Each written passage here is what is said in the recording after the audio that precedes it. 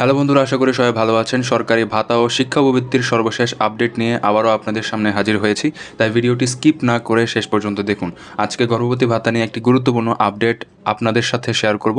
যারা বর্তমানে মা ও শিশু সহায়তা কর্মসূচির আওতায় গর্ভবতী ভাতা পাচ্ছেন অথবা আবেদন করেছেন, তাদের জন্য এই তথ্যগুলো অনেক গুরুত্বপূর্ণ হতে পারে।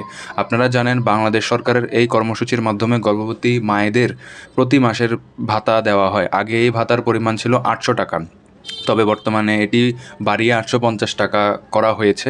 ফলে এখন উপকারভোগীরা প্রতি মাসে 850 টাকা করে পাচ্ছেন।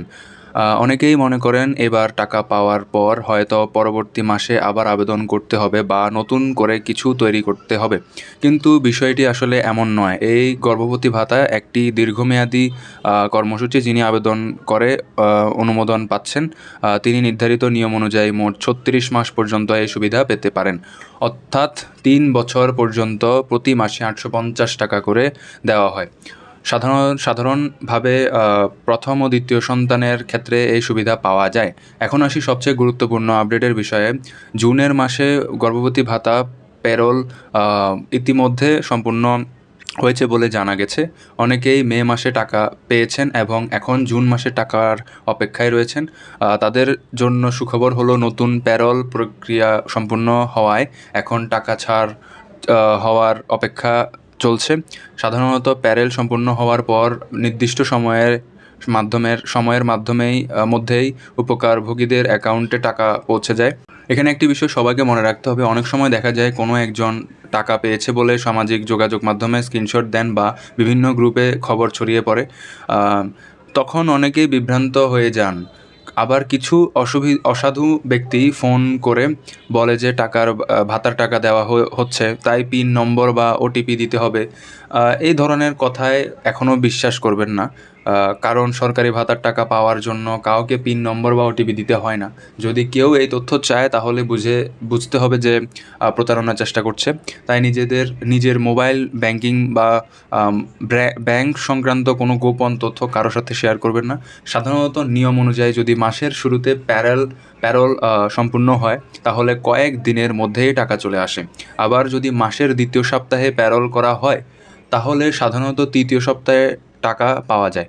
আর যদি আরও পরে প্যারোল সম্পূর্ণ হয়, তাহলে মাসের শেষের দিকে টাকা পৌঁছাতে পারে। এবার যেহেতু প্রায় 10 থেকে 11 তারিখের মধ্যে 11 তারিখের দিকে প্যারোল পাঠানো হয়েছে বলে জানা গেছে, তাই ধারণা করা হচ্ছে যে আগামী সপ্তাহ থেকে অথবা বৃহস্পতিবারের দিক থেকে অনেকেই তাদের কাঙ্ক্ষিত 850 টাকার গর্ভবতী ভাতা পেতে শুরু করতে পারেন। তবে এটি একটি সম্ভাব্য সময় হিসেবে বলা হয়েছে। টাকা ছাড়ের চূড়ান্ত সময় সংশ্লিষ্ট কর্তৃপক্ষের কার্যক্রমের ওপর নির্ভর করবে। আরও একটি গুরুত্বপূর্ণ বিষয় হলো, যারা মে মাসে আবেদন করেছিলেন এবং তাদের আবেদন প্রক্রিয়া সম্পূর্ণ হয়েছে, তারা জুন মাসে এসে প্রথমবারের মতো ভাতার টাকা পেতে পারেন।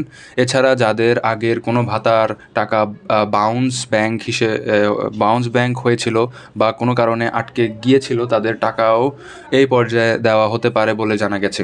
তাই যারা এখনও টাকা পাননি, তারা কিছুটা সময় অপেক্ষা করতে পারেন এবং নিয়মিত তাদের অ্যাকাউন্ট চেক করতে পারেন।